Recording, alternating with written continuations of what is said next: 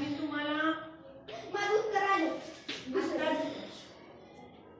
डायरेक्टच कर, काही नाही.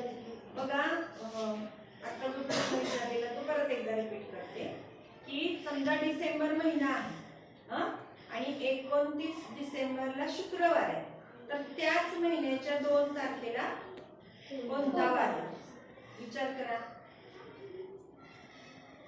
येतोय?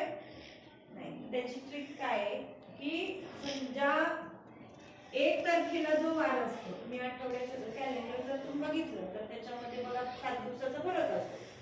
मग 1 तारखेला जो वार असतो तोच 8 तारखेला असतो, तोच 15 तारखेला असतो.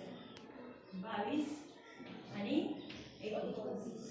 1, 8, 15, 22, 29 ला एकच वार आहे. समजा 1 तारखेला मंगळवार. तर आता तुम्ही कॅलेंडर तयार करू शकता ना. तुम्हाला जर ही गोष्ट माहिती आहे 1, 8, 15, 22, 29 ला एकच वार असतो, तर बुधवार कधी कधी असेल? 2, 9, 16, 23, 30. आता गुरुवार 3, 10, 17, 24, 31. शुक्रवार 4, 11, 18, 25, 21 च्या पुढे नाही. आता शनिवार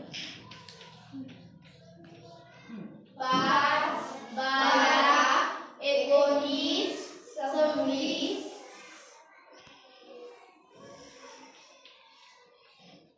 रविवार 6, 13,